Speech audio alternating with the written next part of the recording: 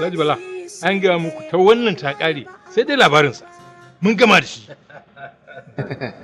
Ai, wato Alhaji ina tabbatar muku da cewa wannan cikin kundin tarihi za mu aje shi. Ni ka wani abu yana ban mamaki. Kamar mene?